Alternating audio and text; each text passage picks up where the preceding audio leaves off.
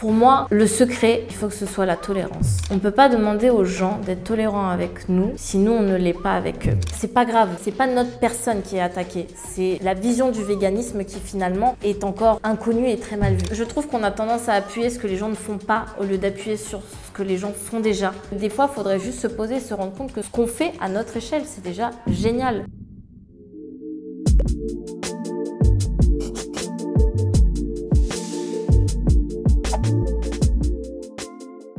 Salut Fanny. Salut. Merci d'avoir accepté cette interview. Avec plaisir. Ouais.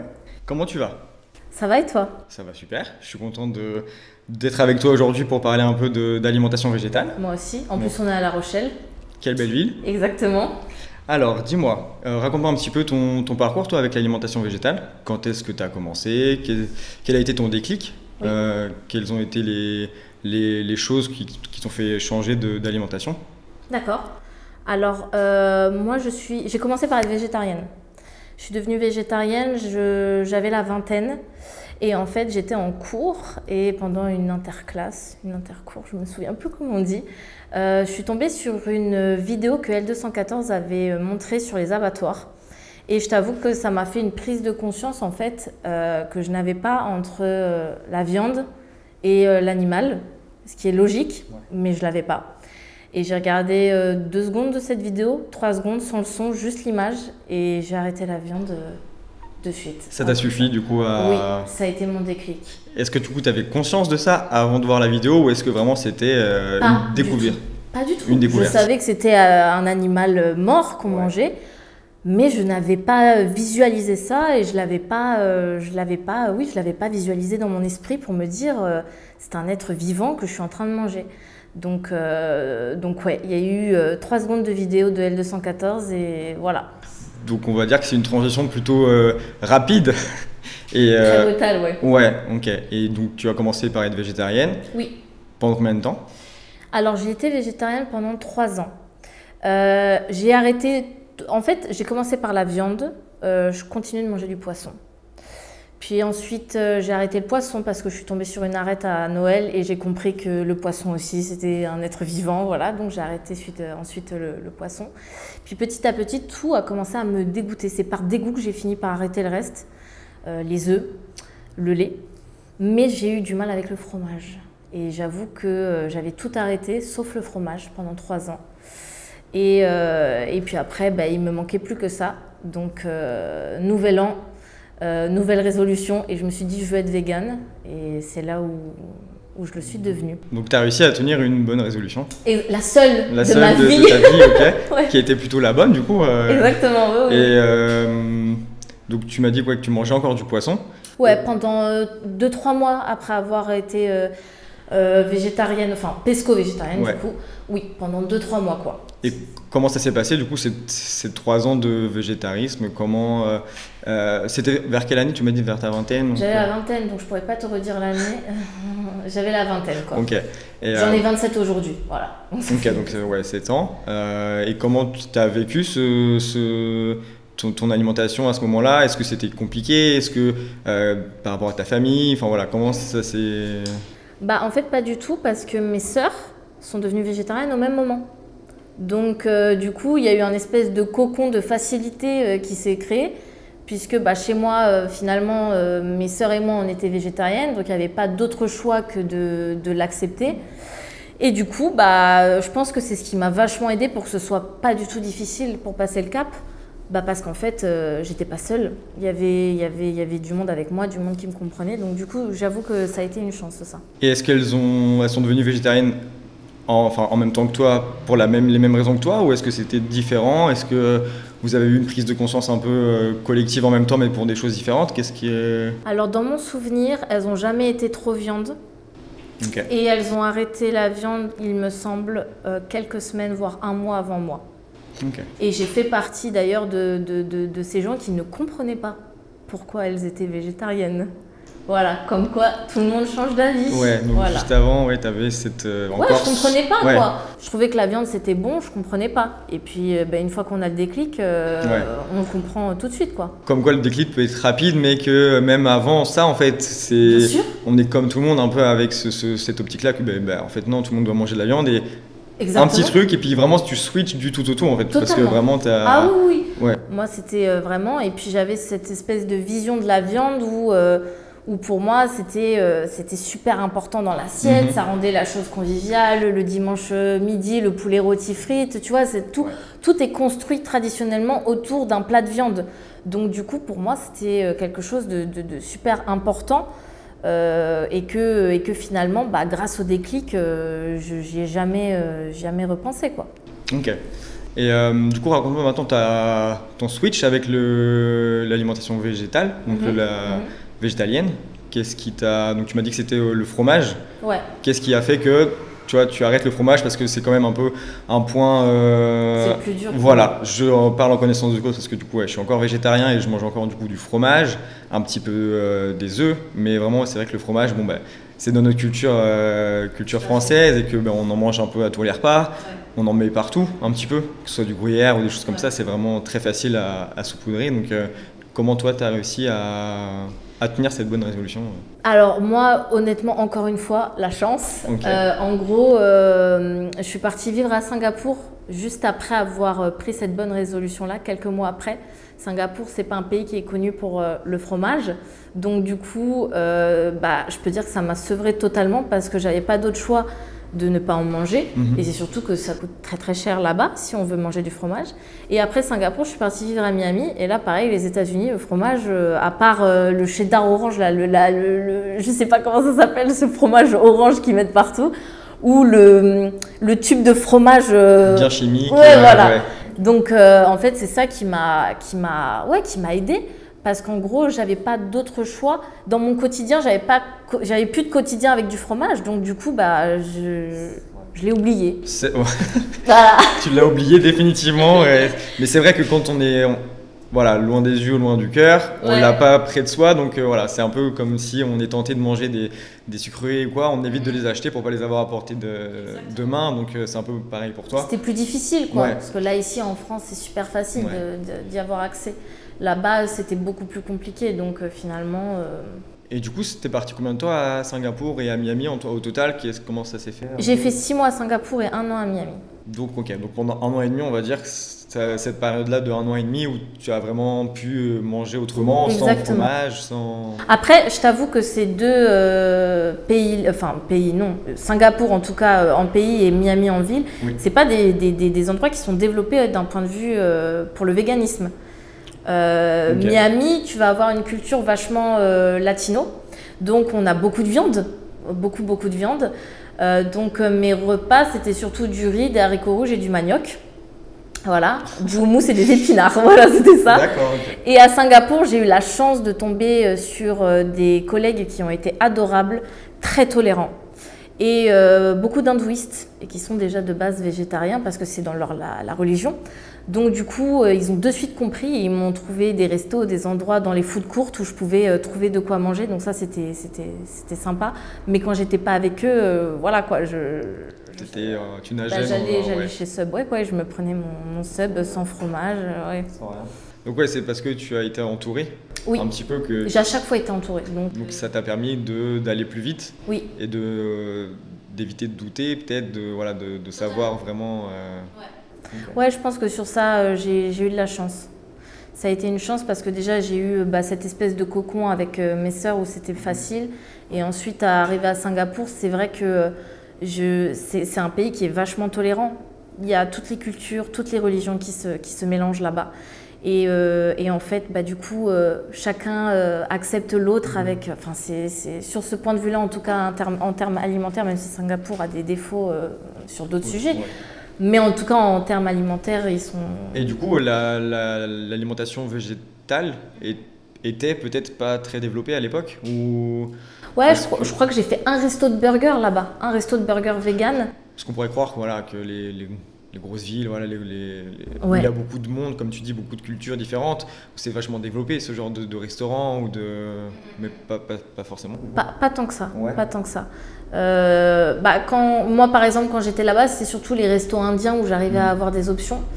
Même s'ils mettent beaucoup de crème partout, donc faut savoir. Mais bon, maintenant j'ai le goût surdéveloppé, je sens directement. Donc, et puis même Miami.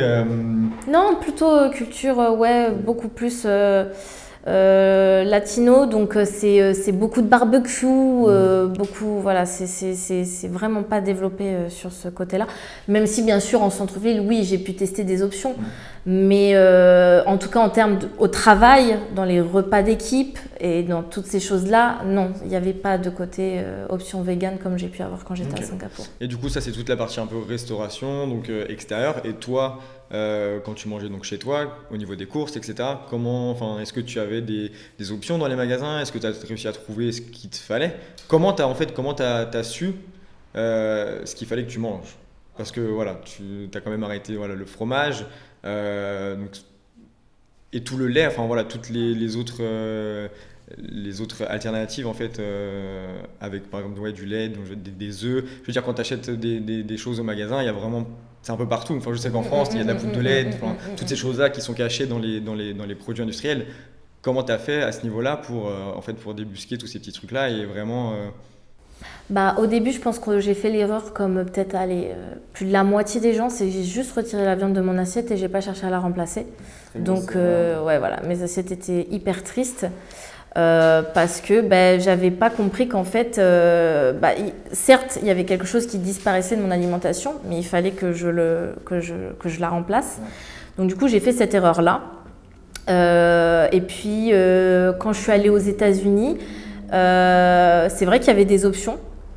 Mais à l'époque, il me semble qu'elles me coûtaient cher par rapport à mon salaire. Donc j'en ai pas non plus, j'en étais pas friande, contrairement à maintenant, où j'avoue que maintenant, j'ai retrouvé dans mon assiette un côté convivial comme j'avais avant. Quand tu vois, je voyais mon assiette avant, j'avais le morceau de viande et puis les accompagnements. Et c'est comme ça encore maintenant que j'ai cette vision de l'assiette. Et aujourd'hui, du coup, j'ai remplacé avec un simili, quoi. Ok, donc tu fonctionnes surtout sur la base de simili ou des choses comme ça. Ah oui, moi oui. Ouais. Je peux m'en passer. Ah oui, je peux m'en passer dans le sens où je vais me faire des salades et tout ça. Mais quand je veux me faire plaisir, oui, je veux mon... Donc, tu reproduis un peu comme ce qu'on avait l'habitude de manger, le morceau de viande, l'accompagnement ou les choses comme ça, mais en version vegan, du coup, avec juste un... Moi, c'est comme ça que je le fais. Ok. Moi, c'est comme ça que je le fais parce que c'est comme ça que j'ai eu l'habitude de voir mon assiette, c'est comme ça où j'ai l'impression que tu as vraiment le repas convivial et tu sais que tu vas bien manger et qu'il te manque rien dans l'assiette. Moi aujourd'hui, je vois que c'est comme ça que je suis heureuse quand tu as ça devant toi, tu es contente de manger et tu te dis là je vais bien manger. Je vais bien manger, j'ai tout ce qu'il me faut. Tout ce qu'il te faut. Après je peux m'en passer, tu vois, il y a des fois où je vais pas être obligée. Après quand je te dis simili, ça peut être juste du tofu, hein. C'est pas forcément quelque chose qui ressemble ou quoi. Mais j'ai besoin d'avoir mon petit truc qui est accompagné par le reste, quoi. Si j'ai aucun problème à manger, à m'en passer, quoi. Surtout que maintenant ça coûte... Donc j'ai aucun problème à m'en passer. Effectivement, ouais. Et du coup, est-ce que tu as rencontré un ou plusieurs obstacles du coup pendant ton année et demie, on va dire, hors France? Un gros obstacle, tu vois, que tu as dû surmonter ou même avant, quand tu étais végétarienne, je sais pas. Peut-être que tu as eu une grosse...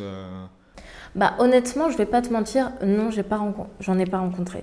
Il y a jamais un moment où j'ai douté ou que je me suis dit je me sens mal, ça me manque, ce serait plus simple. Je me suis retrouvée dans des restos où j'avais que des frites en option et ça me posait pas de problème. Enfin, ça me posait problème dans le sens où je me disais les choses n'avancent pas et ça m'embête, mais pas dans le sens ça me fait douter, j'ai faim, j'ai envie de manger de la viande. Voilà, ça, sur ça, voilà, j'ai pas eu d'obstacles à surmonter. Après, on tombe sur le même genre de remarques qu'on peut avoir en France, avec le « Ah non, mais ça sert à quoi? Mais pourquoi? Mais comment? Mais qu'est-ce que tu manges ?» Ça, on l'a partout, partout. Donc, au final, ouais, t'es habitué et puis tu te dis « Ah, si, un obstacle. » Un obstacle à mes tout débuts. Donc, ça faisait quelques semaines. La fringale à 3h du matin quand je rentrais de soirée. Et là, j'avoue que j'ai craqué 2-3 fois avant de comprendre qu'il existait des falafels et des frites et que c'était pas obligé de manger de la viande et du kebab. Mais voilà, mais c'est juste ça. Parce que du coup, peut-être que tu enlevais juste, comme tu dis, de la viande de ton assiette et que tu le remplaçais pas, donc forcément, ça entraîne des... Mais c'est vraiment là où... Et puis encore, je te dis, ça m'est arrivé peut-être 2-3 fois et je culpabilisais beaucoup, je regrettais beaucoup. Et finalement, honnêtement, je me suis rendu compte qu'il y avait d'autres options qui existaient, quoi. Donc, on n'est pas obligé de... Mais voilà, c'est à mes tout débuts, quoi, il y a 7 ans. Ok. Et du coup, depuis que tu es revenu en France, donc après ton année à Miami, est-ce que tu as eu des problèmes? Est-ce que ça s'est bien passé? Parce que voilà, à l'étranger et en France, c'est un peu peut-être différent par rapport à ça. Comment ça s'est passé ton retour en France? Avec le fromage accessible aussi. Alors, honnêtement, je pense qu'il y a besoin de... Enfin, moi, j'ai eu besoin de faire un sevrage pour oublier le fromage. Et honnêtement, je n'ai jamais eu envie de nouveau d'en remanger. Okay. Donc, sur ça, j'ai pas eu le truc de me dire « Ah, je suis de retour, pourquoi pas retenter ?» En fait, j'étais passée à autre chose. C'est bon, j'étais passée à autre chose et j'avais tenu tellement longtemps que je voulais pas retenter. Ça ne m'attirait plus, ça ne me donnait plus envie. Et après, en France, quand je suis rentrée, c'est là où il y avait le début. Je crois qu'à l'époque, il n'y avait que Garden Gourmet, Garden Gourmet, oui, c'est ça, oui, qui avait lancé ces alternatives. Donc, je crois qu'il en existait une qui était végane. Il n'y en avait vraiment pas beaucoup. C'est vrai qu'il y en a beaucoup de végétariennes. Ouais. Mais pour avoir des véganes, c'est un petit peu plus compliqué. Maintenant, on a quelques marques qui se développent. Mais c'est vrai que pour les gros groupes comme Garden Gourmet, ils essaient d'être accessibles encore. Donc, ils mettent encore des choses. Donc après, voilà, ça m'a aidé. Parce que quand je suis revenue, c'était pas comme quand j'étais partie. Il y avait des choses qui commençaient à apparaître en rayon. Donc après, c'était de suite plus simple, quoi. Ok. Et pour toi, quel a été ton impact? Quel a été l'impact d'une alimentation végétale sur ton bien-être, sur ta santé? Est-ce que tu as ressenti des bienfaits à ce niveau-là? Ouais, au niveau de la digestion. Ok. Grosse différence au niveau de la digestion. Je me sens beaucoup plus légère. J'ai pas les maux de ventre que je pouvais avoir avant quand je mangeais. Donc ça, d'un point de vue digestion, oui, j'ai vu une grosse différence. Après, je pourrais pas te dire au niveau de ma forme, ma fatigue ou quoi, je pourrais pas te dire si j'ai vu une différence ou pas. Aujourd'hui, ça va, quoi. Pour moi, je suis en forme. Mais là où vraiment je sais que ça a impacté au niveau de ma santé, c'est sur la digestion. Ça, j'en suis certaine. Et est-ce que du coup, depuis cette année, est-ce que tu fais des bilans? Est-ce que tu es suivi? Comment ça se passe au niveau médical, on va dire? Depuis mes débuts, je fais une prise de sang. Alors au début, j'avoue, j'en faisais une tous les 6 mois. Et ma docteure m'a dit, ça ne sert à rien. On peut en faire une tous les ans. Il y a rien de grave, quoi. On va rien découvrir. Et du coup, une prise de sang tous les ans pour voir, vérifier tous les taux, si tout va bien. Et puis, tout va bien, j'ai jamais fait de carence. Jamais de carence, du coup, pour une personne végane depuis plusieurs années. Ouais, okay, exactement. Donc ça, c'est un bon point, parce que c'est vrai que c'est un gros problème quand on parle d'alimentation végétale, c'est comment on trouve ses protéines, un peu. Du coup, comment est-ce que tu trouves tes protéines, toi? Est-ce que tu fais comme ce que tu m'as dit, tu fais vraiment comme avant, tu prends des simili, etc. Ou est-ce que vraiment tu penses à ça avant de composer ton repas ou pas? Pas du tout. Pas du tout. Moi, je mange selon mon envie. Je ne regarde pas ce qu'il y a dans mon assiette. Si j'ai tant de glucides, tant de protéines, je mange ce que j'ai envie de manger. Okay. J'avoue que comme je fais du sport à côté, je prends de temps en temps la protéine végane. Mais c'est par phase, ça va être vraiment quand je suis dans ma routine où je suis à fond, là j'aime bien, sinon je m'en passe, quoi. Et puis on mange tellement de légumineuses finalement, où c'est bourré de protéines, que finalement on les a, nos protéines, il y en a dans les... C'est vrai que ça c'est une idée reçue, comme quoi les protéines, il n'y en a que dans la viande, mais il y en a dans plein de légumes, de légumineuses, de céréales, et ça on a tendance à l'oublier. À l'oublier, et à ne pas le savoir même. Ouais, oui, c'est sûr que dans un régime classique, on mange très peu de légumineuses. Ouais. Et c'est aussi ça en fait qui favorise le transit quand on passe à une alimentation végétale. Ouais.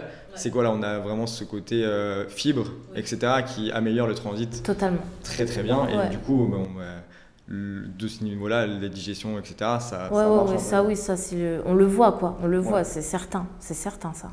Et est-ce que tu as eu des problèmes particuliers d'un point de vue social, que ce soit pour sortir à l'extérieur ou avec ta famille, je sais pas, des remarques, des choses comme ça? Est-ce que comment ça se passe la vie d'une personne végane, tu vois? Est-ce que tu es confronté à des remarques ou Alors si je remonte au tout début, quand j'avais des copines qui n'étaient pas végétariennes ni véganes, j'ai jamais eu de souci à trouver des options. On allait tout le temps dans des endroits où je pouvais par exemple faire ma salade, composer ma petite salade ou quoi.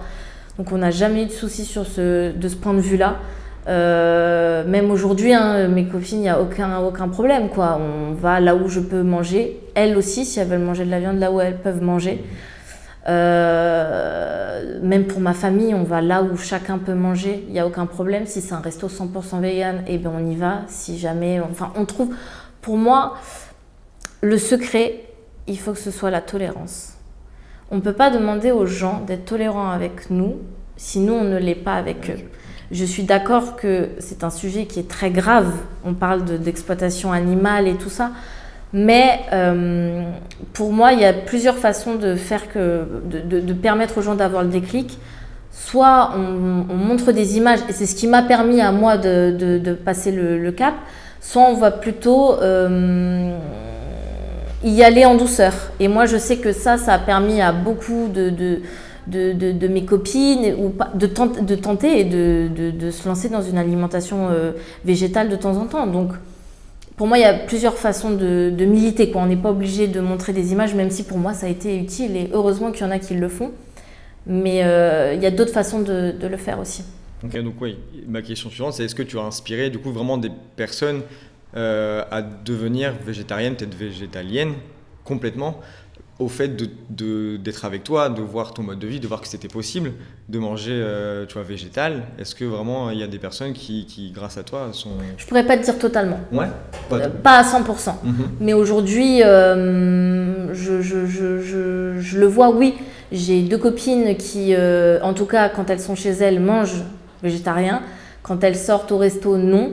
Mais je vois qu'elles sont beaucoup plus sensibles. Elles vont partager des choses sur Instagram, tu vois, des choses comme ça. Je remarque aussi par rapport à mon copain, aujourd'hui, il mange vegan à la maison. Ça ne lui manque pas. Il n'a pas ce côté... mais c'est vrai que il l'est pas, quoi. Quand il revient et retourne voir sa famille, oui, il va en remanger, quoi. Donc je pourrais pas te dire totalement et à 100% j'ai pu convertir des gens. Je sais pas si c'est ça qu'on dit. mais du coup, non, mais je pense que oui, j'ai pu en sensibiliser certains. Bon. Oui. Là, c'est d'un point de vue purement personnel, parce qu'après, il y a ton côté sur les réseaux, Oui, donc on reviendra un petit peu plus là, tard. ouais. Voilà. Mais, et du coup, c'est intéressant que tu parles de ton copain, parce que donc il n'est pas vegan, mais quand il est avec toi, oui, il l'est. Il l'est, ok. On fait des restos que vegan. Okay. Parce que pour lui, c'est important de respecter ton alimentation. Oui, et d'un point de vue même sur ça, j'ai jamais rencontré des partenaires qui ont pu être butés par ça. Alors encore une fois, je pense que j'ai eu de la chance, mais j'ai jamais eu... alors quand j'étais végétarienne, je pense que c'était déjà plus simple, c'est sûr, mais j'ai jamais senti que ça pouvait mettre un froid, et au contraire, j'ai toujours eu des options, même si des fois c'était juste... on m'a amené une pastèque quoi chez moi ou de la salade, mais il y avait le geste qui comptait où on me disait j'ai amené ça pour toi, quoi. Mais voilà, il y avait ce côté où ça n'a jamais été un frein pour les personnes en face. C'est important parce que tu parles de tolérance. Du coup, tu es aussi toi tolérante de ce côté-là vis-à-vis de tes relations. Ça te dérange pas d'être avec quelqu'un qui mange de la viande, voilà, entre guillemets. Comment tu te sens toi par rapport à ça? Ça va pas me déranger dans le sens s'il me l'impose pas. Tu vois, par exemple, si quand je rentre chez moi et que ça sent la viande, ça, non, tu vois, c'est des choses où non, c'est hors de question. Si la viande est cuite avant que moi je mette mon simili, non, ça non plus. Mais pour moi, si quelqu'un n'accepte pas le régime alimentaire, il y a beaucoup de choses sur lesquelles il va pouvoir remettre en question après et donner son avis. Donc pour moi, c'est vraiment quelque chose qui doit se faire petit à petit. La personne changera petit à petit, ça, j'en doute pas, parce que c'est plus simple au final. Mais c'est pas un critère. C'est pas un critère. Tant que la personne me respecte, ne me juge pas, cherche à cuisiner, à manger sans faire « ah, ça va pas être bon quoi », moi, pour moi... Quelqu'un d'ouvert d'esprit, finalement. Parce que c'est vrai qu'on pourrait se dire, bon, les véganes se mettent entre eux, et puis voilà, on reste qu'avec des véganes, et puis les autres, c'est pas qu'on les inclut pas, mais c'est que c'est plus facile d'être entre nous, tu vois, on sait un peu le quotidien que vit l'autre et tout, donc... Mais je comprends que pour certains, ce soit rédhibitoire et ce soit vraiment quelque chose d'important. Je le comprends, on est tous différents, on a tous... je sais qu'il y a des critères qui sont très importants pour certaines personnes, et pour d'autres, ça leur semble totalement futile. Mais pour moi, de ce point de vue-là, ce que je recherche, c'est quelqu'un qui me respecte, qui est tolérant. Et après, la discussion viendra, l'ouverture d'esprit. Mais voilà, c'est important pour moi. Parce que comme ça, d'autres choix ne seront pas discutés à ce moment-là. C'est vrai. Tu parles de l'alimentation, mais c'est vrai qu'après, il y a d'autres... Il y a plein de choses dans une relation, voilà. Qui peuvent être mises en cause. Est-ce que tu t'es mis avec lui pendant que tu étais végane? Oui. Ou c'était avant? Pendant que j'étais végane, okay. ouais. Donc, ouais, vous êtes... Après, quand on en parle maintenant, il me dit que sur le coup, il s'est dit, mais mince, où est-ce qu'on va aller manger? Donc du coup, ça, par contre, il me l'a jamais montré ou quoi. Mais finalement, il s'est rendu compte que voilà, il existait plein de choses et qu'on pouvait encore très bien manger, quoi. C'était bon, quoi. C'est bon. Et souvent, on a ce truc-là de se dire, oh non, on va manger. Qu'est-ce qu'on va manger? Et en fait, finalement, on se rend compte que il y a plein d'alternatives dans la cuisine végétale. Donc ouais, donc il le fait aussi pour toi, je pense, de manger vegan quand il est avec toi. Ouais. Et Mais tu vois, il va remarquer par exemple quand il va revenir et qu'il aura un peu trop mangé de viande et tout ça, il me dit, je l'ai senti, j'ai senti que c'était pas forcément bon pour moi, je le sens qu'il y a quelque chose qui se passe. Donc du coup, il y a aussi cette petite prise de conscience après d'un point de vue plus santé. Mais voilà, moi c'est comme ça que j'essaye de convaincre et de sensibiliser, c'est ma façon à moi de le faire. Ok, je pense que ça mène bien du coup à la suite par rapport à ce que tu fais sur les réseaux. Est-ce que tu peux expliquer un petit peu voilà, pourquoi tu es présent sur Instagram notamment? Alors moi je me suis lancée sur Instagram. Mon objectif premier, c'était, je voulais créer le compte que j'aurais aimé avoir à mes débuts, pour pas me retrouver avec rien dans mon assiette, avoir l'impression que je devais me passer de tout et de plus rien du tout manger, avoir l'impression que je devais me priver de plein de choses. C'est ça, la privation. Je veux montrer qu'être végane, il n'y a aucune privation. Il n'y a pas non plus besoin de se ruiner et que ça peut être simple. Et ça, souvent, on a l'impression que c'est une montagne finalement. Et donc du coup, voilà, c'est mon objectif. C'est pour ça que je me suis lancée sur Instagram pour essayer de démocratiser le véganisme. C'est vrai qu'on se fait souvent une montagne de ça va être compliqué de manger sans viande, comment on va faire? C'est vraiment de se mettre en fait la pression directement, alors qu'en fait, comme tu le dis et comme tu le montres, ça peut être très simple, très facile, abordable aussi, avec des produits qu'on trouve dans les grandes surfaces. Il n'y a pas besoin de faire des tonnes de magasins, pas besoin d'habiter dans des grandes villes forcément. Et donc ça, c'est ce que tu aurais aimé avoir à tes débuts, vraiment quelque chose pour te montrer tout ça? Ouais, pour m'accompagner et le faire de manière sans culpabilisation, sans moralité, sans jugement, parce que alors comme je te le dis, je pense qu'on a tous un peu l'expression ne me vient pas en tête. On a tous notre brique à apporter au mur. À l'édifice, oui. Oui, voilà, exactement. T'apportes ta pierre à l'édifice. Exactement. Du coup, chacun le fait à sa façon. Moi, je sais que par exemple, il y a un côté aussi que j'aime bien, c'est j'aime bien faire des petites touches d'humour. Les premiers repas de famille que j'ai passés avec tonton, tata et puis toutes les remarques qu'on peut avoir, moi j'ai eu de la chance parce que j'avais mes sœurs, donc on avait quand même j'avais un soutien derrière. On était 3, donc on pouvait un peu dire mais je t'avoue que voilà, j'aime bien dédramatiser et tourner en ridicule ce genre de situation pour qu'on se dise c'est pas grave, c'est pas notre personne qui est attaquée, c'est la vision du véganisme qui finalement est encore inconnue et très mal vue. Et malheureusement dans notre société, quand on sort des normes, les gens directement ça fait parler. Et oui, ça fait parler parce que la société nous apprend à pas sortir des normes et ils nous disent ça c'est la normalité, vous ne devez pas en sortir. Que ce soit pour plein d'autres questions que l'alimentation. Donc du coup, j'essaye de dédramatiser tout ça et de montrer que faut en rire. Et si on se moque de nous, les autres ils pourront pas. Tu te moques de toi-même, donc en fait, eux, ils n'ont aucun pouvoir sur toi parce que déjà que toi, tu rigoles de toi-même. Et c'est vrai que tu fais pas mal de posts là-dessus sur comment répondre à tonton après 3 verres de rouge à Noël qui te dit que la carotte, elle souffre quoi. Voilà. Ouais, exactement. Et est-ce que tu bases ça sur tes propres expériences ou est-ce que c'est parce que de ce que ta communauté te raconte? Est-ce que comment tu puisses toute ton inspiration parce que tu fais quand même pas mal de Ouais, je t'avoue que moi je vais un peu tourner, je vais un peu les tourner en ridicule. Par exemple, dès que je vois que quelqu'un, quand j'annonce que je suis végane, je vois que la première réaction, c'est un petit temps d'arrêt. De suite, je lui balance une des phrases qu'il aurait pu me sortir, tu vois. En mode, oui, oui, je vais brouter l'herbe, je vais manger des graines. Comme ça, je coupe l'herbe sous le pied. Et il peut pas. J'avoue que moi, j'aime le faire comme ça parce que ça permet de suite de montrer à la personne que voilà. Tu sais de quoi tu parles, tu sais que tu es à l'aise avec ça. Je sais ce qui va me sortir. Et si c'est pas. Ouais, voilà. Donc, après, sinon, ouais, je t'avoue que personnellement, j'en rigole. Je cherche pas forcément le débat, sauf si je vois qu'en face de moi, il y a une personne qui veut réellement discuter et échanger. Et là, j'ai aucun problème, ce sera du sérieux et il n'y a aucun souci. Est-ce que pour toi, du coup, c'est un peu une perte de temps quand tu vois des personnes qui sont là juste pour critiquer ou quoi et qui cherchent à avoir raison en fait par exemple dans les commentaires, je sais pas, tu vois, des fois des personnes, et est-ce que pour toi tu te dis c'est pas la peine d'essayer de parler avec ces personnes-là ou... Je t'avoue que ça va dépendre de mon mood. Il y a des fois, il y a des jours où je vais ignorer, enfin je vais voir et puis je vais passer à autre chose. Et puis il y a des jours, tu sais, tu as passé une mauvaise journée, c'est le 3e ou 4e qui est là, mais ça va toujours être...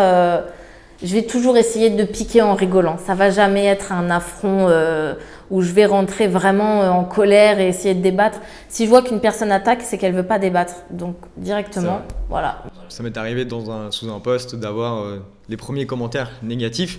J'ai commencé à répondre. Je me suis dit, oh, bon alors je me pose, je commence à répondre. Puis après il y en a d'autres, il y en a d'autres, il y en a d'autres. Bon bah je dis bon bah en fait non.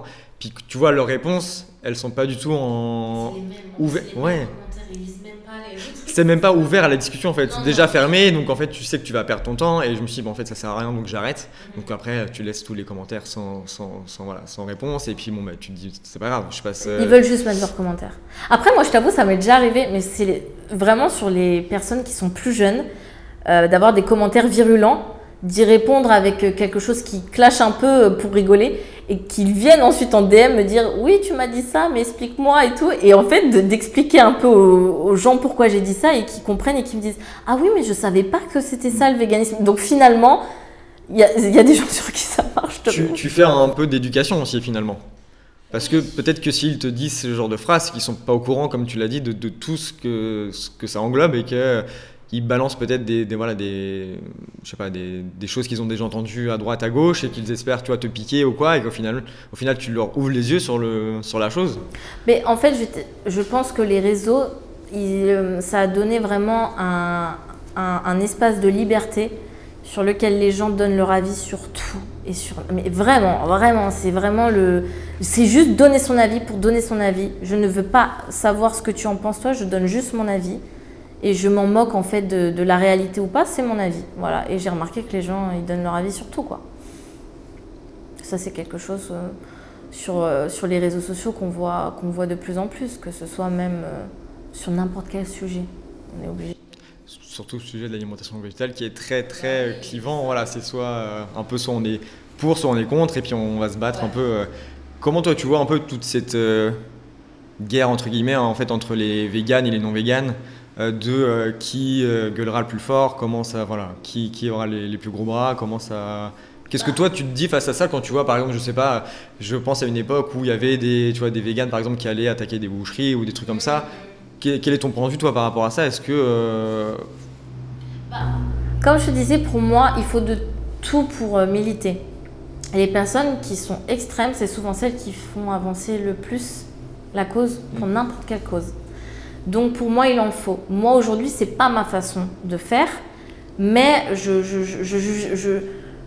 jugerai pas dans le sens où voilà, chacun a sa manière d'apporter la pierre à l'édifice. C'est vrai que toi, tu as la manière douce, un petit peu, voilà, avec ton compte Instagram, et puis après, on a vraiment les gens sur le terrain qui font un peu plus avancer les choses, et je suis d'accord avec toi parce que moi aussi, je suis plutôt sur la manière douce, mais c'est vrai qu'après, on a L214 à côté qui, comme tu l'as dit au début, c'est eux qui t'ont ouvert les yeux, et que sans eux, en fait, on ne verrait pas tout ce qui se passe dans les abattoirs, dans les élevages, etc. Donc, il y a quand même besoin d'eux sur le terrain, et après, peut-être nous, en fait, un peu toi et moi, on va dire derrière, à faire un peu de la prévente en mode bon, ben du soft, comme tu dis, on montre la vie quotidienne de ça, en fait, comment on fait. C'est une forme pour convaincre aussi, mais sans montrer forcément d'image choquante ou quoi. Voilà, ça marchera pour certaines personnes et puis d'autres, elles auront besoin d'avoir ce déclic avec des vidéos ou du contenu un peu plus dur. De façon de voir les choses, voilà, un truc un peu plus soft comme tu dis, et puis vraiment un truc où tu as besoin d'avoir la vérité en face, et ce truc vraiment cruel comme toi, et qui du coup quand tu as regardé cette vidéo, c'était quoi? C'était vraiment la violence vers les animaux qui t'a... J'en ai regardé mais même pas 3 secondes. Toi. Il a suffi, je crois que dans mon souvenir c'était un agneau, il a suffi de juste voir la machine qui le faisait pendre par la patte, et là j'ai quitté, il n'y avait même pas le son ni rien, et j'ai dit c'est bon, j'ai compris. Mais du coup, ça me fait revenir un petit peu en arrière, mais du coup quand tu as vu ces images-là, tu devais quand même un petit peu sensibiliser par rapport à ça, ou pas du tout? Pas du tout, c'était BFM TV qui en parlait, j'étais sur mon téléphone, un article BFM TV, L214, vidéo d'un abattoir. J'ai cliqué, 3 secondes, hop, j'ai posé mon téléphone et... Donc, comme quoi, BFM peut peut-être faire des bonnes choses par rapport à ça, et quand il relaie... C'était il y a 7 ans, mais oui. Oui, non, mais quand il relaie, voilà, les coups, un peu les coups de L214, d'autres associations, voilà, qui font bouger les choses, quand il relaie ça pour dire, peut-être pour dénoncer, je sais pas, après leur point de vue là-dessus, mais ça ouvre quand même un peu la voie, enfin, ça diffuse un petit peu ce message. Et comme toi, tu as regardé ça sur... Mais je t'avoue que, imaginons, BFM n'en aurait pas parlé, j'aurais jamais eu moi de moi-même l'idée d'aller voir une vidéo de L214. Je ne savais pas ce que c'était. Donc il a fallu avoir cet article, que ça fasse l'actualité pour que je tombe là-dessus. Donc finalement, oui, c'était une bonne chose. D'accord, ouais. Parce que c'est vrai que maintenant, bon, c'est peut-être un petit peu plus connu, je pense qu'il y a 7 ans, L214 par exemple, leurs enquêtes, etc. Mais c'est vrai que bon... Mine de rien, je pense qu'un petit partage dans la story, tu te dis bon, ça sert à rien et tout, mais finalement peut-être que ça a un impact pour quelqu'un qui va voir ça, qui va regarder la vidéo comme toi peut-être en 2-3 secondes et qui va se dire oh, en fait non, c'est... Ouais, mais tu vois, j'avais essayé une fois, c'était une image d'un cerf, enfin c'était très dur. Et j'avais tout flouté la photo, j'avais juste expliqué ce que c'était et en fait tout le monde m'a dit merci d'avoir flouté la photo. En fait il y a des gens, moi aujourd'hui je suis abonnée à L214 mais je ne regarde aucune des vidéos. Parce que je suis déjà convaincue donc j'ai pas besoin de regarder. Mais je soutiens encore, mais je n'ai pas besoin de le voir, non, c'est trop dur. Je suis un peu comme toi, hein, vraiment, je les vois les nouvelles enquêtes dans un abattoir, dans un truc. Signer la pétition, ok, je signe la pétition sans avoir vu l'enquête parce que je sais vraiment déjà, j'ai pas besoin de me faire du mal, entre guillemets, parce que c'est sûr que c'est jamais agréable de voir ces images-là. Mais ok. Est-ce que tu as d'autres, maintenant que tu es vegan depuis un certain temps, d'autres ressources que tu pourrais recommander? Tu vois, on parle d'L214, mais d'autres associations, je sais pas, d'autres... Il y a One Voice. Ok, plus pour les animaux. Oui, pour les animaux. Et puis pour tout ce qui va être test sur les animaux.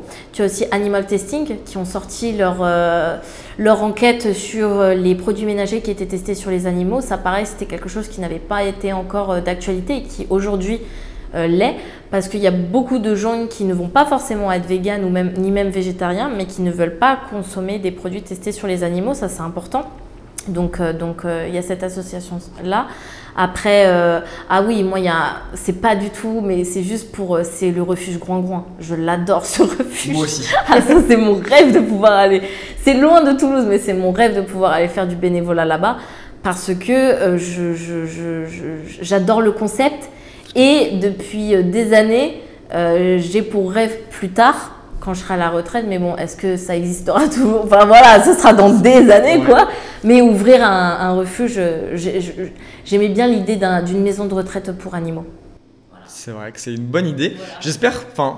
J'espère que ça n'aura pas besoin de le faire parce que la cause aura avancé depuis et qu'il n'y aura plus besoin de sauver les animaux parce qu'ils seront tranquilles. Mais en tout cas, c'est sûr que c'est un beau projet que j'aime beaucoup aussi et que je vais dans pas longtemps faire une petite visite du coup au refuge.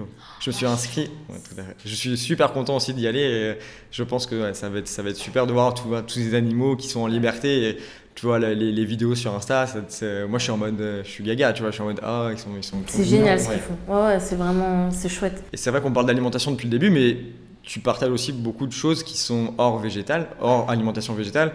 Donc, comme tu disais, les produits, voilà, la cosmétique, la beauté aussi, tout ce qui est peut-être vêtements, etc. Est-ce que tu peux un petit peu m'en dire plus sur ce côté-là, sur cet aspect un peu, du coup, vraiment, ce qui fait la différence entre la personne végétalienne et la personne végane. Donc c'est tout son mode de vie en fait qui va être changé, de ne plus aller voilà, dans les cirques, dans ces choses comme ça. Est-ce que voilà.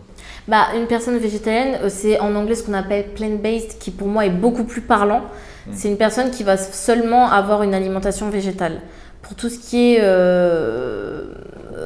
fringues ou cosmétiques ou maquillage. Exactement. Elle va continuer de consommer des produits dans lesquels il y a des tests qui sont faits sur les animaux. Et des produits d'origine animale dedans. Du coup, c'est sur ça que la différence se fait. En gros, quand on est vegan, c'est qu'on refuse totalement l'exploitation animale sous n'importe quelle forme, que ce soit pour l'alimentation, pour le divertissement, pour la cosmétique ou pour l'habillement. Après, on peut très bien être seulement végétarien, mais refuser d'avoir toute cette exploitation animale et juste refuser d'aller dans les cirques. Enfin, il y a plusieurs formes, il y a plusieurs degrés. J'allais venir, ouais. Est-ce que pour toi, c'est important d'avoir ces cases-là de... Tu vois, végétarien, végétalien, vegan, etc. Ou pour toi, est-ce que c'est plus important de faire sa part, entre guillemets, d'apporter sa pierre à l'édifice de quelque manière que ce soit, tu vois?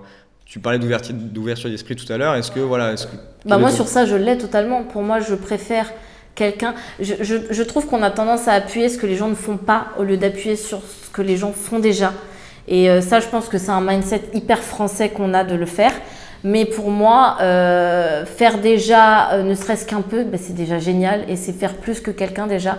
Alors oui, on fait toujours moins qu'une autre personne, mais je trouve qu'on a tendance à trop appuyer sur ce qui manque, sur ce qu'on ne sait pas faire, sur ce qu'on n'a pas encore fait.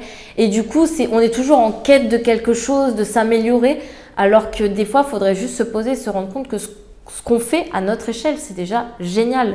Même si forcément, il y a des gens qui font plus. Oui, mais déjà, ce que toi, tu fais, c'est bien. Voilà, pour moi, c'est... Si tout le monde faisait un petit peu ce petit pas-là, voilà, ça permettrait déjà de faire avancer la cause. Totalement. Et donc, voilà, après, il ne faut pas... c'est ça un petit peu la... J'avais cet état d'esprit-là avant de me dire, ok, tu vois, t'es végétarien, mais tu manges de la viande, tu vois, de temps en temps et tout. J'étais en mode, bah non, en fait, tu l'es pas vraiment, donc tu fais pas vraiment avancer la cause, sauf qu'au final, mais non, chacun fait comme il peut, avec ce qui, voilà. Avec son temps, il faut prendre le temps. Ce qui est important, c'est la motivation, mais c'est aussi la discipline. Enfin, c'est petit à petit, et qui va doucement, va sûrement. Donc, vaut mieux y aller à son rythme. C'est pas parce que quelqu'un l'a fait du jour au lendemain que si on met plus de temps, c'est moins bien. Non, pas du tout. Et souvent...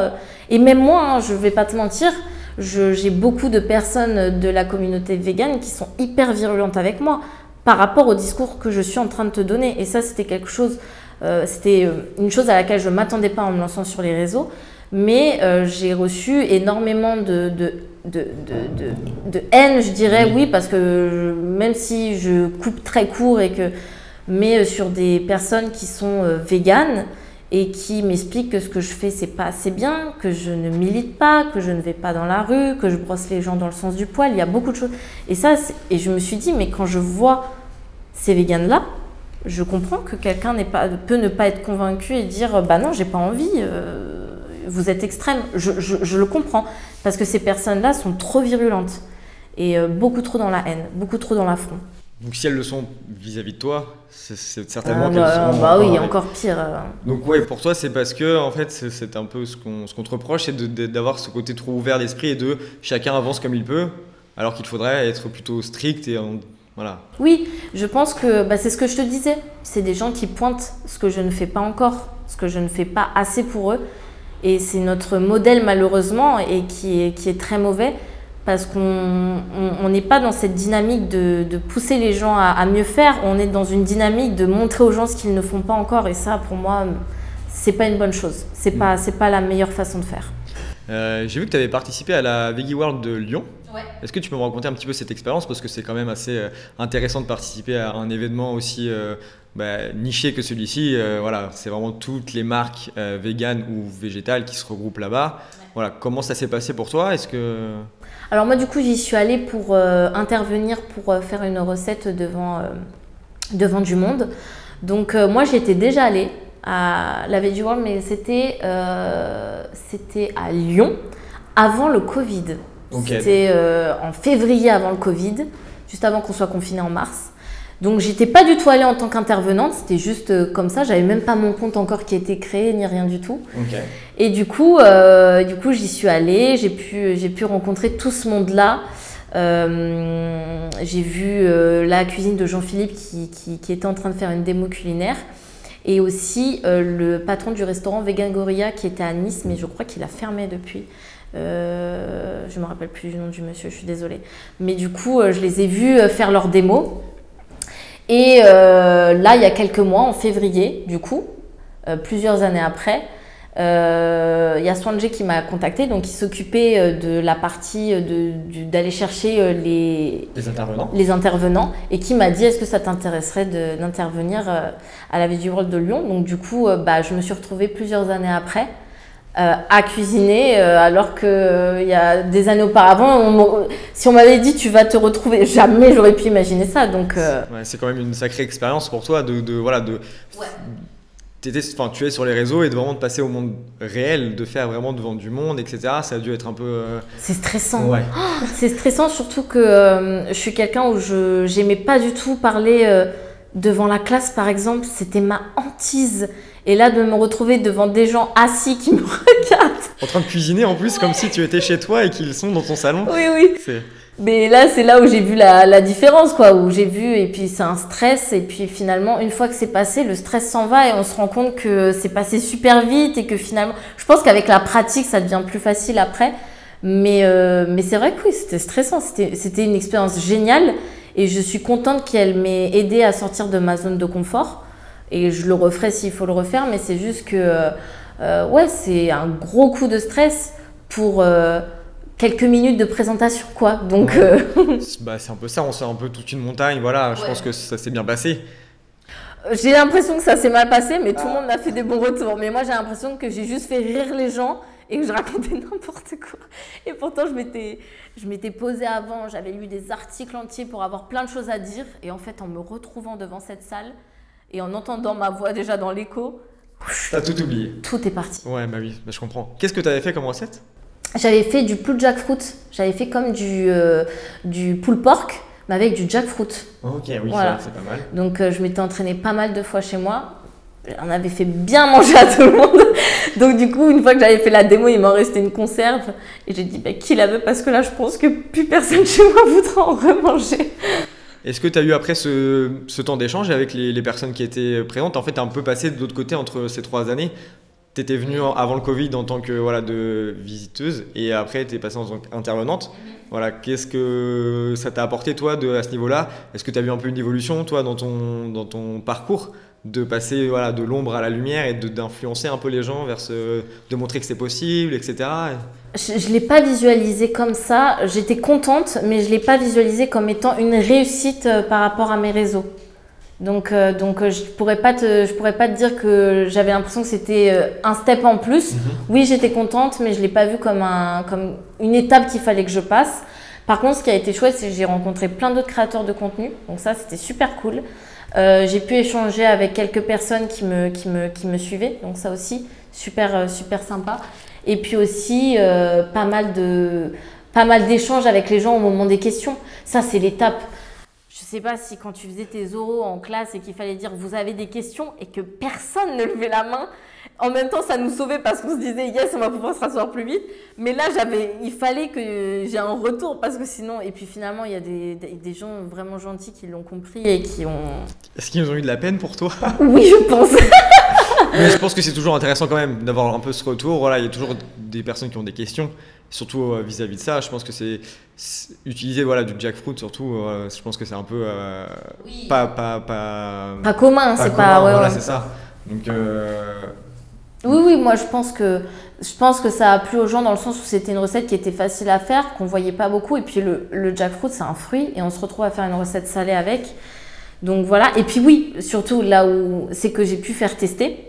Je me suis rendu compte que ça plaisait parce qu'on avait fait des barquettes pour que les gens se les passent et mangent. Et en fait, les gens se les partageaient à 2.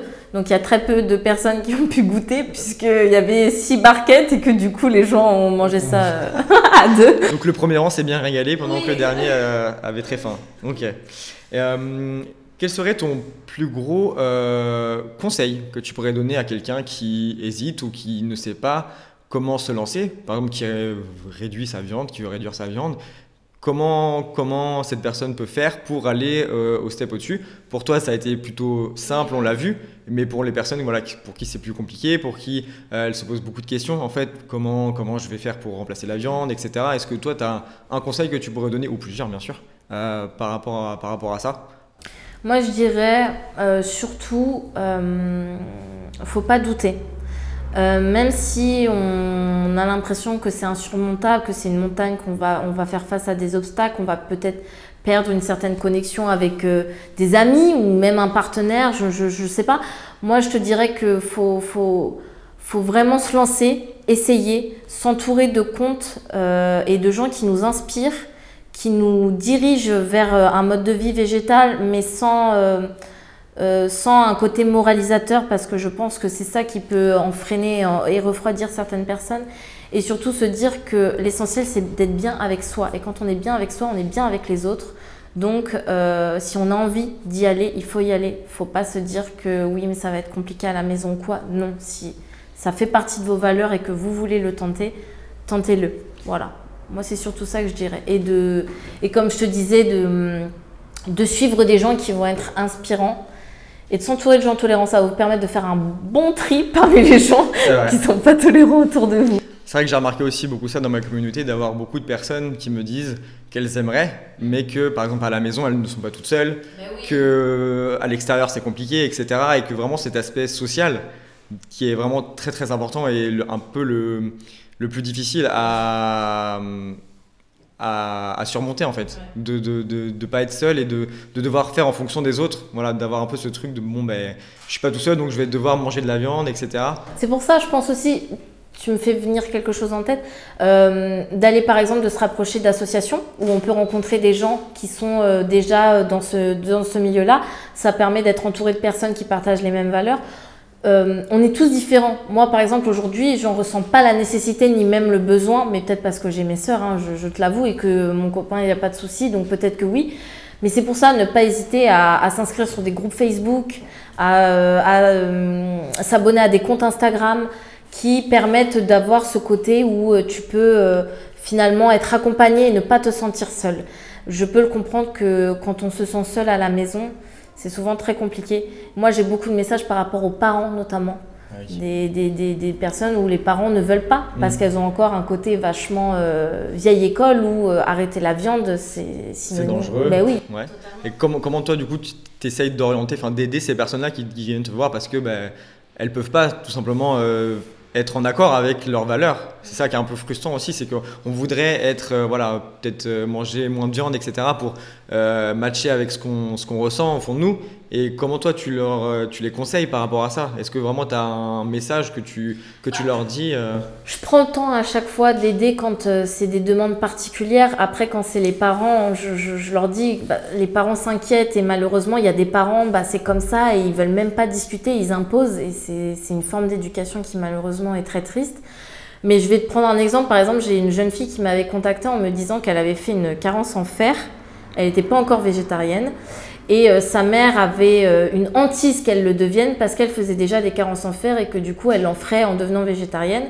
Et du coup, je me rappelle, je lui avais fait des vocaux en lui expliquant que les femmes, on a tendance à faire des carences en fer à cause des règles et que du coup, ça n'a rien à voir avec... Il ne faut pas manger de la viande rouge pour avoir notre taux de fer. Il y a d'autres manières de l'obtenir. Et elle m'a recontactée, là, c'était il y a quelques semaines, donc il y a des mois qui se sont passés entre, en me disant merci. Ma mère a écouté et en fait, c'est bon, je suis végétarienne. Donc voilà, j'ai réussi à... Mais parce que j'essaye de prendre le temps à chaque fois, mais j'avoue que malheureusement, les parents, il y a une forme d'éducation, il y a une forme d'autorité, quoi. Donc s'ils ne veulent pas, c'est très très difficile. Ouais. C'est vrai que c'est un peu compliqué de faire... Ouais, souvent on pense que c'est un caprice d'enfant, quoi, d'ado. Que c'est à la mode. Que c'est à la mode, oui. Ouais. Alors qu'en fait, pas du tout. C'est vraiment une évolution de la société qu'il faut un peu faire avec. Mais c'est vrai qu'il y a ce manque de connaissances. C'est ce que j'allais dire. Voilà, tout à fait, de connaissances, d'informations. En fait, je pense que les gens ont peur aussi. Totalement. En fait, on va venir bousculer les habitudes, les traditions. En France, on mange beaucoup de viande. tous nos plats internationaux qui sont voilà, reconnus dans le monde entier, c'est quoi? C'est des plats à base de viande. Donc voilà, on a cette peur-là un peu de venir changer ses habitudes et que on voit un peu ça comme bon, ben, en fait, on nous pousse de chez nous, voilà, en mode bon, ben, va voir ce que c'est en fait de manger sans viande, tu verras, c'est bon. Et les gens ont peur et du coup, ils se ferment un petit peu, ils ont pas confiance en fait. Donc je pense qu'il y a un gros travail d'éducation à faire de ce côté-là. Et je sais pas ce que tu en penses toi, mais voilà, d'avoir, je sais pas, tu vois, à l'école, de parler de ça et de voir que ben, c'est pas t'as pas une seule voie qui est celle de manger de la viande, tu en as plein d'autres en fait. Ouais, mais quand tu regarde le carnage que ça avait fait quand ils ont dit un repas végétarien par semaine, t'as des gens qui sont allés dans la rue, des parents en disant non, c'est quoi ça? Il y a des parents qui sont super fermés encore, mais comme tu le dis, c'est parce que c'est l'inconnu, ça fait peur et aussi on nous bourre le crâne depuis toujours en nous disant qu'il faut manger de la viande, que les produits laitiers sont nos amis pour la vie. Est-ce que les produits laitiers sont tes amis pour la vie? Alors moi, non. Voilà. mais c'est vrai que je peux le comprendre que certaines personnes puissent en avoir peur. Mais aujourd'hui, si je peux prendre l'exemple de mes grands-parents, aujourd'hui, ils l'ont compris.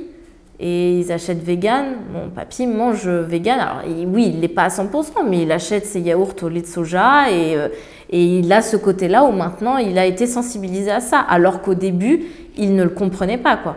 C'est super ça déjà d'avoir des grands-parents, voilà, donc de 2 générations on va dire avant nous, qui comprennent et qui même consomment. Vegan, c'est ouf de pouvoir, je sais pas, faire un repas full vegan avec tes grands-parents, ça doit être... Ouais, et puis c'est un côté où je me dis, ils ont tellement eu un aspect où on leur a tellement dit des choses et qu'en fait, il faut tout déconstruire, c'est hyper dur.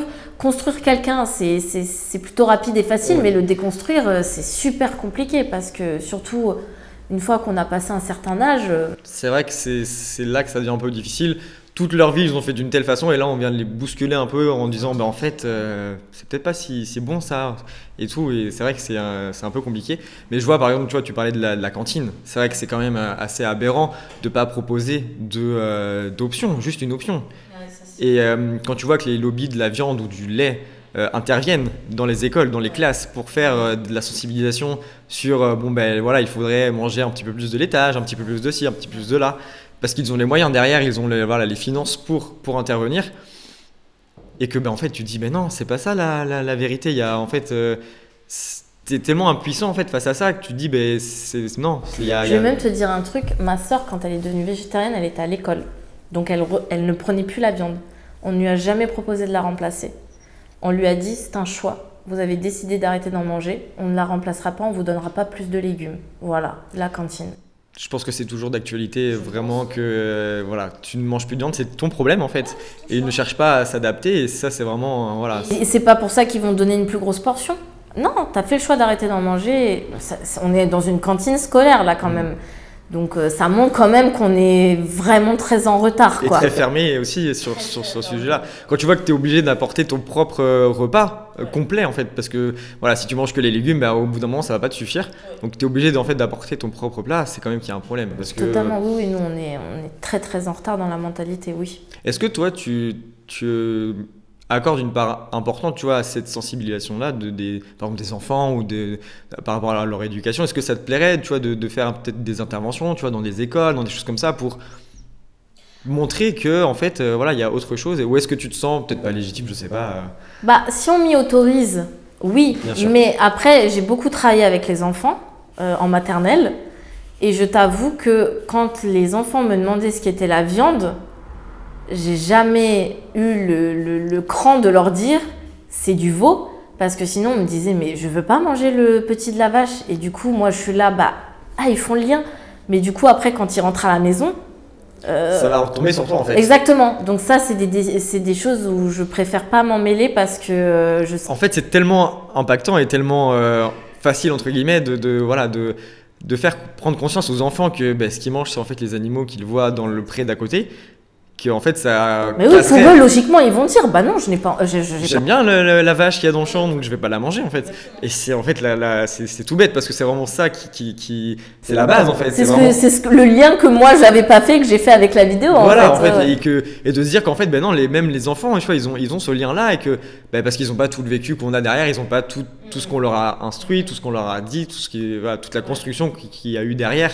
Et que finalement, en fait, non. Oui, et même, je vais te prendre en exemple les enfants quand même, à quel point ils sont... J'avais 2 petits qui étaient végétariens, 2 jumeaux. Et de l'année entière, je n'ai pas entendu une seule fois un de leurs copains faire une remarque parce qu'ils ne mangeaient pas de viande et qu'à la place, ils avaient un petit pané au fromage. Par contre, au niveau des options qu'on leur proposait, c'était pané au fromage, quoi. À chaque fois, ouais. Tous les jours à la cantine, c'était un pané au fromage, c'était que ça l'option végétarienne. Mais ils n'ont jamais fait de remarques. Donc, comme quoi, c'est vraiment en grandissant qu'on finit par... parce que les enfants, mais il n'y avait aucun souci, quoi. C'était pas... Comme quoi, ça vient vraiment avec le temps et que si on éduque... Enfin, voilà, c'est comme apprendre une langue. Tu l'apprends à un enfant qui a entre, je sais pas, 4 et 6 ans, il apprendra beaucoup plus vite qu'un adulte qui a 50 ans. Parce que, voilà, ton cerveau, il est en développement et que tu es dans ta phase d'apprentissage, donc c'est beaucoup plus facile. Je pense que c'est un peu pareil pour ça. Il faudrait, voilà, peut-être un peu... Ouais, on a pas mal de choses à apprendre des enfants. Et qu'on perd après, c'est tellement dommage. Qu'on oublie après et on se construit en mettant en sourdine tout ça, et les enfants, quand on regarde, ils ont pas mal de choses à nous apprendre. L'insouciance peut-être, je sais pas. Oui, ouais, et même la tolérance, les enfants, c'est ultra tolérant. Il y a des choses, les enfants, ils sont sur lesquelles on pourrait beaucoup s'inspirer. Le respect des uns et des autres, le vivre ensemble, tous ensemble. Bon, ok, ça se bagarre et tout ça, mais ils ont un côté où tout le monde peut vivre avec tout le monde, quoi. Pour moi, je pense qu'il y a beaucoup de choses qu'on pourrait... Et est-ce que tu es optimiste pour l'avenir ? Par rapport au véganisme ? Ouais, ou même en général... Personnellement. Non, je veux dire, tu vois, par rapport à la tournure de la société, je veux dire, voilà, on est en 2023, on est en mai, on voit les feux de forêt qui commencent à arriver déjà depuis quand même plusieurs semaines. Cet été, on sent que ça va être encore pire que l'année précédente et que l'année d'après, ce sera encore pire que celle-là. Voilà. Comment toi, Moi, je t'avoue que c'est hyper anxiogène. C'est-à-dire que je me rends compte que des fois, quand je fais face à ce genre d'actualité et qu'on me met ce genre d'informations, ça me rend triste, quoi. Je suis vraiment pas bien. Je me dis, mais à quoi ça sert ? On a atteint... Donc non, je ne suis pas du tout optimiste quand je fais face à toutes ces informations-là. Par contre... quand je vais me concentrer sur le bien qui est fait, où on voit l'alimentation végétale qui prend de plus en plus de place, où on voit que, par exemple, il y a des marques qui rentrent en bourse, donc ça veut dire qu'il y a des investisseurs qui sont intéressés par ça. Quand on voit le nombre d'options qui se développent, là, je suis optimiste et je me dis, il y a de plus en plus de monde qui est attiré et qui est convaincu.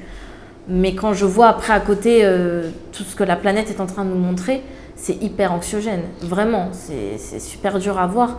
Quand on voit que le GIEC dit que la première chose à faire, c'est d'arrêter de manger de la viande et que le lobby de la viande, ça leur a pas plu, ils ont réussi à bidouiller quelque chose pour que... Non, ça, à faire modifier le rapport pour que ça apparaisse pas ou que ça apparaisse en plus petit, je sais plus. Mais voilà, pour éviter de... Alors qu'en fait, la solution, elle est devant nous, en fait. Et que on est tous aveuglés par notre passé et par les lobbies qui sont là pour nous dire, non, en fait, c'est quand même bien de manger de la viande. Mais je suis d'accord avec toi que quand je vois les actus, ça me déprime aussi. Ouais, et ça fait peur. Ouais, mais en fait, j'essaye de pas y penser. En fait, je le sais, j'en ai conscience, bien sûr que ça sera de pire en pire. Mais je me dis, ok, concentre-toi sur toi, ce que tu peux faire. Moi, qu'est-ce que je peux faire ? Je peux sensibiliser les gens sur Internet à arrêter, réduire leur consommation de viande, leur montrer que manger végétal, c'est cool, manger sans viande, c'est possible. Plein de trucs cool, tu vois. Et... j'essaye au maximum de pas laisser les fausses, les mauvaises nouvelles m'absorber. Et m'impacter parce que sinon c'est sûr que tu déprimes et puis tu fais plus rien parce que tu dis de toute façon c'est foutu. J'ai eu une discussion avec une personne une fois qui m'a dit en fait j'étais végétarienne depuis 3 ans et puis j'ai arrêté. Pourquoi t'as arrêté ? Parce qu'en fait ça sert à rien. De toute façon autant manger de la viande parce que voilà exactement, foutu pour foutu, c'est ça le terme. Non, elle l'a pas fait pour les bonnes raisons alors. Voilà, c'est ce que je lui dis. J'ai dit en fait t'avais pas un pourquoi qui était assez fort en fait. Pour toi c'était pas assez fort d'arrêter pour que tu arrêtes définitivement. C'est qu'en fait derrière il y avait peut-être pas le déclic en fait, peut-être que tout simplement le déclic n'avait pas été fait et peut-être qu'il sera fait plus tard, oui. C'est pas grave. Mais voilà, de voir que bon, on peut arrêter parce que tant pis. Ouais. Non, je me dis c'est pas cool, tu vois, c'est pas... C'est trop dommage parce que au contraire, voilà, c'est le côté un peu optimiste de la chose. Je comprends ce que tu me dis quand tu dis qu'on est là pour guider vers ce chemin-là et se dire c'est le mieux qu'on puisse faire. En essayant de tirer en fait le bon de ces mauvaises nouvelles et en se disant on peut essayer de changer ça. En fait, tu peux faire plein de liens avec l'actualité et le ramener en fait à l'alimentation végétale. Je veux dire, à chaque fois que je vois des mauvaises nouvelles, je fais tu vois, au coin de ma tête, j'entends la mauvaise nouvelle, je me dis tu vois, les restrictions d'eau. Pourquoi il n'y a plus beaucoup d'eau? Le steak, ça consomme, je sais plus, 10 000 litres d'eau pour faire 1 kilo. Tu te dis ça dans ta tête, je le sais, tu vois, et je me dis, tiens, ça pourrait, tu vois, on fait le lien tout de suite et de mettre tout ça ensemble, tu te dis que, voilà, je ne veux pas dire que c'est la solution de facilité, mais par rapport, en fait, à tout ce que le GIEC, par exemple, propose, il y a pu prendre l'avion, renouveler tous les bâtiments pour que ce soit plus des passoires thermiques, tous ces trucs-là. Et en fait, toi, à ton échelle, qu'est-ce que tu peux faire? Franchement, arrêter de manger de la viande, c'est un des tops, tu vois. Il y a manger local aussi, manger de saison. Ils ont un impact, mais beaucoup moindre, en fait, par rapport à tout ça.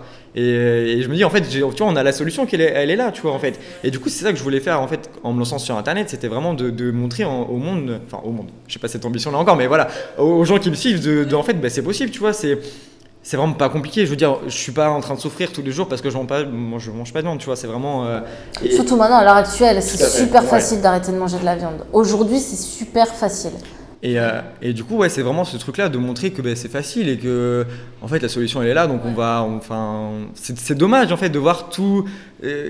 Tu vois, ça me frustre en fait au fond de moi parce que je me dis, on a la solution, mais en fait, on continue en fait un peu comme avant, tu vois. Oui. Alors que la planète, elle en peut plus, tu vois, elle sature et. On le voit de plus en plus. Enfin, ça se voit maintenant. C'est clair. C'est pas des possibilités dans l'avenir ou des projections lointaines. Non, c'est là maintenant, c'est actuel. Ça se passe aujourd'hui, quoi. Et tu vois, j'étais en Australie juste avant le Covid, donc en 2019, et c'était à l'époque où il y a eu les feux de forêt. Voilà, on a parlé je veux dire, j'étais en Australie, mes grands-parents, ils me demandaient si ça allait parce qu'ils voyaient tous les forêts qui brûlaient en Australie et qui étaient inquiets. Et pour y avoir été à ce moment-là, c'est vrai que c'était inquiétant, mais tu vois de l'autre côté que ça les a pas empêchés, tu vois, de continuer à faire, ils n'ont pas fait le lien. Non, voilà, c'est ça, c'est vraiment juste, voilà, c'est le réchauffement climatique, on n'y peut rien, c'est comme ça, on va s'habituer. Alors qu'en fait, non, tu vois, faut prendre en amont le problème et essayer de trouver des solutions. Même si c'est un peu là-bas que j'ai switché et que je suis devenu végétarien, donc voilà, il y a quand même eu un bon point. Mais voilà, il y a tout ce truc-là où tu fais des liens dans ta tête qui sont peut-être pas forcément faits en vrai, ou peut-être que les gens ne veulent pas le faire aussi. Je pense qu'ils veulent pas le faire. Et je pense que du coup, comme tu dis, il y a des manières qu'ils puissent le faire, que ce soit avec un article, que ce soit avec un compte, que ce soit avec une émission, un reportage, où il y en a qui veulent tout simplement pas le faire, qui veulent. Tu vois, c'est comme quand moi je dis, je suis tombée sur une vidéo d'abattoir et qu'on me dit mais pourquoi tu l'as regardée?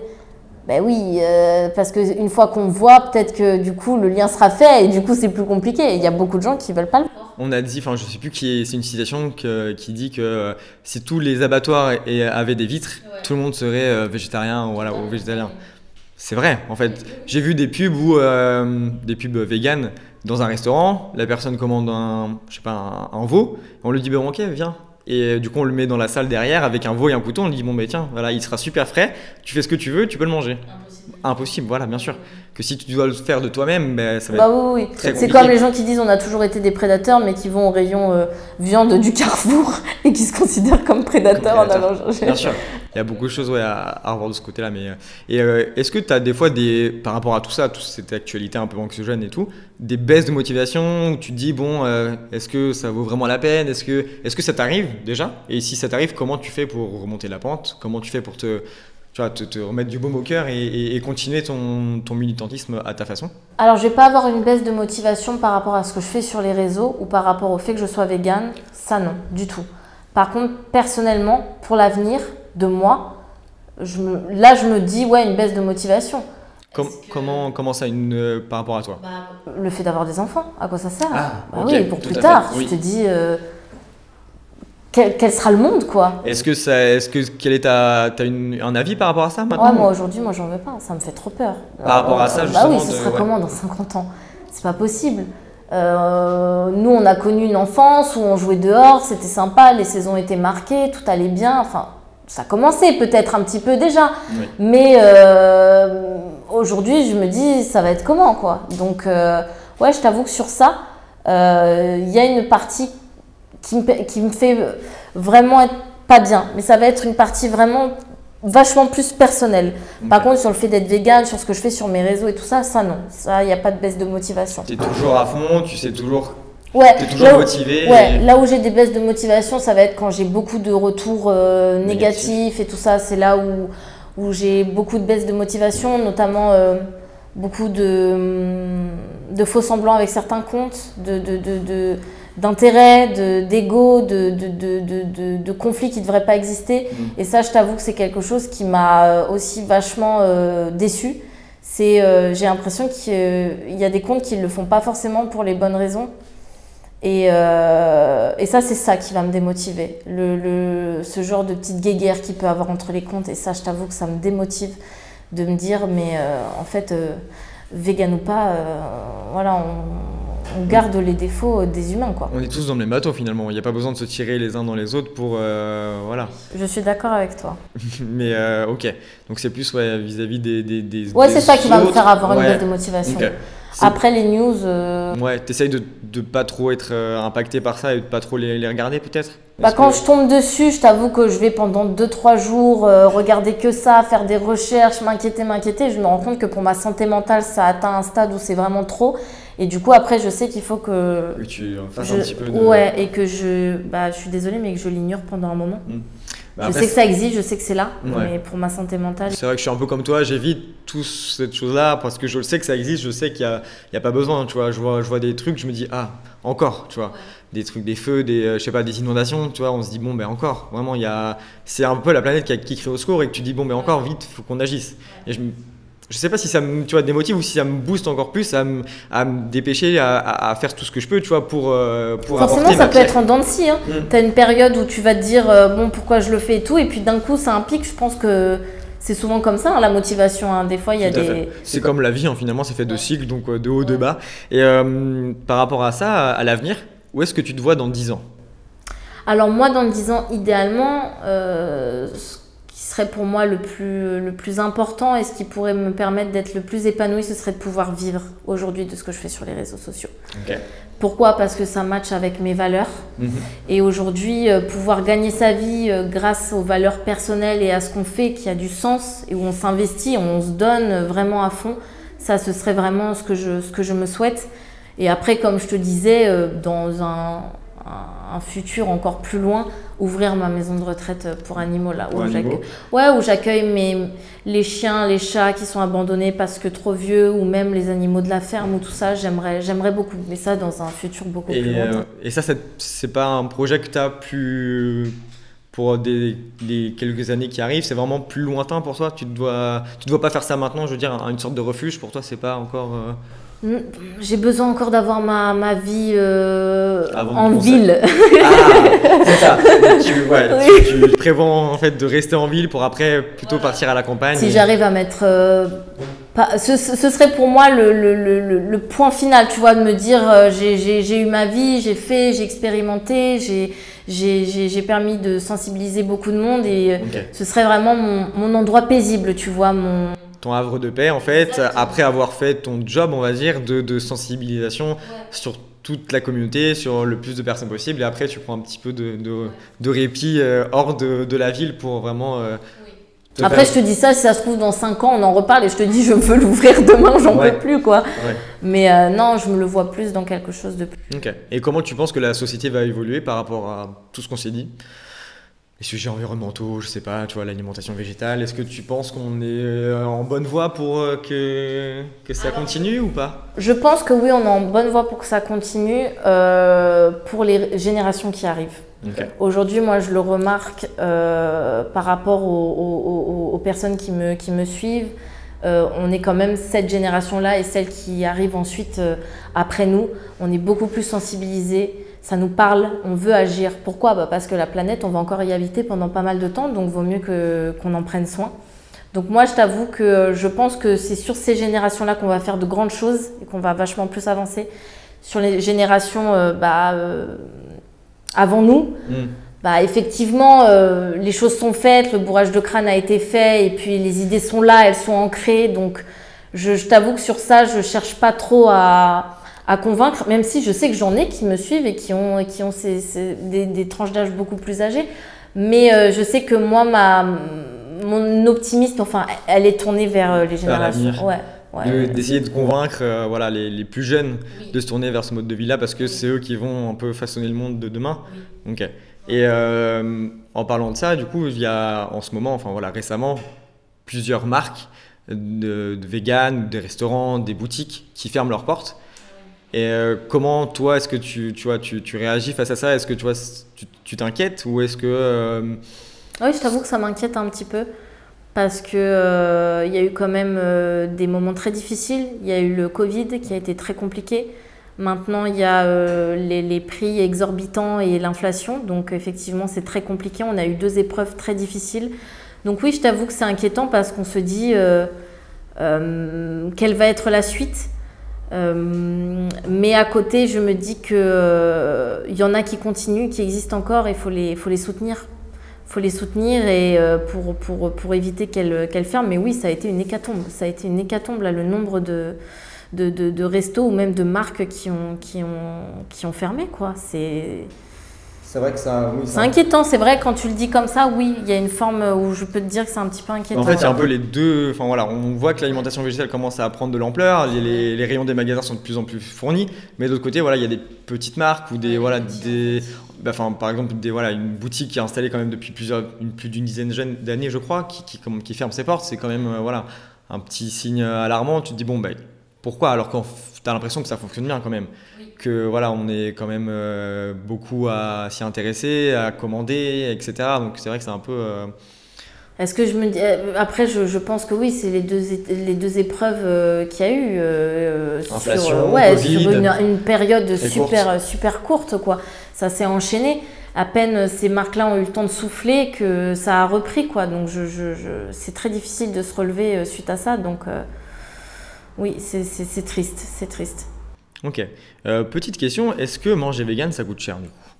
Alors, j'espère qu'avec mon compte, je prouve que ça coûte pas cher de manger vegan du coup. Oui, forcément, si on se tourne vers des simili hyper chers, forcément qu'on en mange à tous les repas, midi, soir, effectivement, ça coûte cher. Si on mange du transformé, des plateaux préparés, oui, ça coûte cher.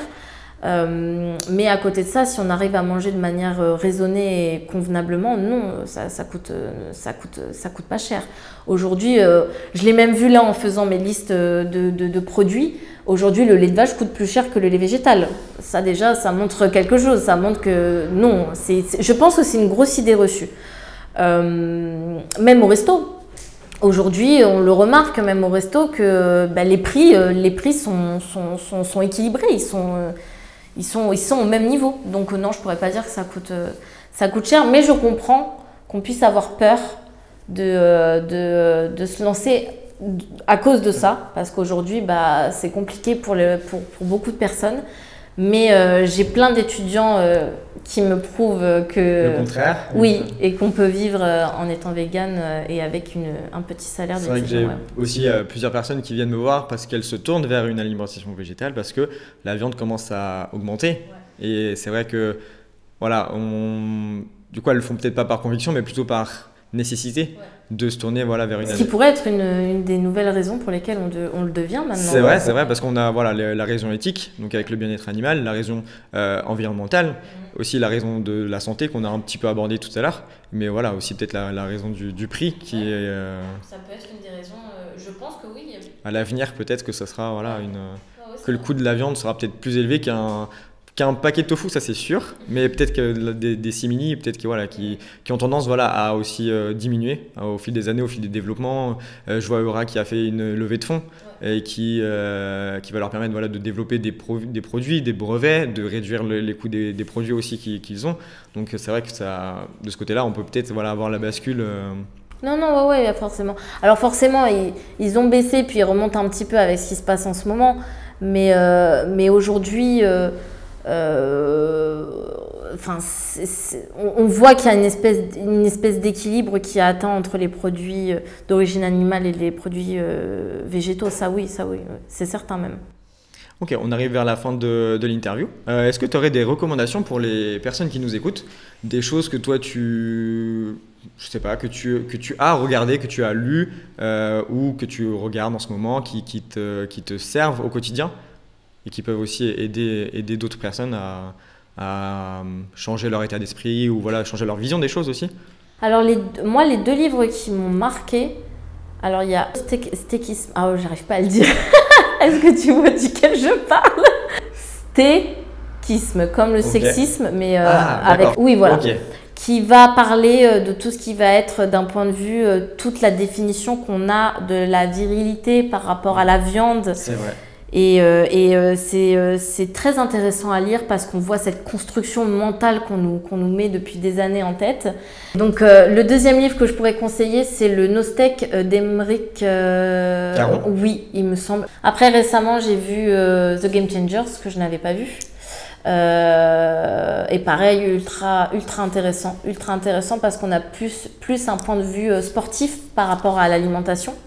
Est-ce que tu as vu les célèbres Cispiracy non, ça t'as pas eu besoin. Non, comme j'étais déjà convaincue. Non, tu veux pas t'infliger ça Oui, The Game Changers, ce que j'aimais, c'est qu'il n'y avait pas d'image. Voilà. L'abattoir et tout, ouais, de choses non, qui. Je suis pas bien, moi, je peux pas. C'est vrai que. Une fois, pour te dire, j'avais fait un event, c'était L214 qui l'organisait à Toulouse. Et il proposait une pâtisserie gratuite. Si en retour, on regardait une des vidéos qui était. C'est fort. Voilà. C'est fort, ok. Alors. Bah moi qui aime les cookies, manger et tout, là j'avais tout un truc vegan devant moi, j'ai pas pu. Et pourtant c'était gratuit, non, j'ai pas pu. C'était dans la rue, ils avaient des, c'était quoi? Ouais, alors la dame m'a dit, t'inquiète pas, c'est pas si choquant que ça, mais je pouvais pas, tu vois, je pouvais pas. Mais je pense que pour des personnes qui ne sont pas véganes ou végétariennes, ça peut sensibiliser parce que là, si tu veux manger, il y avait la carotte. Si tu veux manger gratuit, regarde ça. Ouais. Mais moi, comme j'étais déjà convaincue, c'était pas possible, ça allait me mettre dans un bad mood, j'allais pas être bien. Alors après, j'aurais pu fermer les yeux et faire regarder. Ouais. Mais même pour un petit cookie après, je pouvais pas quoi. Donc, un petit cookie, une petite vidéo, non, ça n'a pas marché pour toi. Donc, ok. Mais après, c'est vrai que bon, t'étais déjà convaincu, t'as pas eu besoin de tous ces. Ouais, ça me met pas bien, tu vois. Je suis pas bien. C'est vrai que moi, quand j'étais en Australie, j'ai regardé du coup tous les reportages qu'on a cités, voilà, et plein d'autres aussi, qui m'ont fait prendre conscience qu'en fait, ah oui, c'est ça en fait. Après, voilà, il y a à boire et à manger un peu dans les reportages. Faut un peu faire la part des choses. C'est un peu peut-être des fois trop tourné vers le pour et peut-être pas assez pour le contre. Enfin, voilà, on pèse peut-être pas les deux côtés, mais c'est vrai que ça permet d'ouvrir les yeux sur certaines choses et que c'est vraiment, je pense, important parce que nous, on est sensibilisés, on le sait, mais il y a plein de gens qui ne le savent pas encore et qui sont pas au courant de tout cet aspect caché, enfin voilà, qu'on veut nous cacher de cette industrie-là. Donc c'est vrai que c'est intéressant d'avoir ça, avec nous. Et du coup, est-ce que tu aurais un dernier mot pour les personnes qui doutent encore, après t'avoir écouté pendant 7 heures, cette petite heure avec nous? Est-ce que tu as un dernier mot? Moi, ce que je pourrais dire, c'est lancez-vous, ça vaut le coup. Il n'y a pas besoin de se ruiner, il n'y a pas besoin de se priver. Est-ce qu'on va souffrir? Non. Est-ce qu'on va être carencé? Pas du tout. Ok, est-ce que... Non, il n'y a pas besoin, on ne déprime pas, on se régale. Et puis, honnêtement, ça va être comme avant. Sauf qu'il n'y a aucune cruauté, que du végétal. Vous allez redécouvrir la cuisine. C'est vrai, est-ce que la cuisine est plus savoureuse? Oui, totalement. Ouais. Et puis même, on apprend à cuisiner et on apprend à aimer à cuisiner. Donc c'est vraiment quelque chose où, finalement, non, pour moi, il y a que du bon. Il n'y a que du bon. Et il faut se lancer. Et c'est pas grave, la perfection n'existe pas. Donc pour moi, voilà, c'est important d'appuyer sur ça. Comme je te disais, il ne faut pas être trop dur avec soi-même. On essaye, on fait déjà quelque chose et de ne pas se concentrer sur ce qu'on ne fait pas encore, ça arrivera. De voir les petits pas qu'on a fait, de regarder la montagne qu'il y a devant nous, on regarde un petit peu ce qu'il y a derrière, on se dit qu'on a quand même progressé et que même si on n'a pas mangé de viande pendant un repas par jour pendant une semaine, c'est déjà mieux que tout enlever d'un coup. Et voilà, voir un petit peu c'est mieux de faire ça, bah oui, c'est mieux de faire ça et de tenir sur la durée que d'arrêter tout d'un coup et puis au bout d'une semaine Voilà, et aussi un conseil, si ces personnes-là souhaitent s'orienter vers une alimentation végétale, faites des bonnes assiettes remplies, quoi, parce que sinon vous allez avoir faim, vous allez vous ennuyer, vous allez voilà. Si j'enlève par exemple ma viande de mon plat, qu'est-ce que je mets? Qu'est-ce que toi c'est quoi ton plat favori pour toi?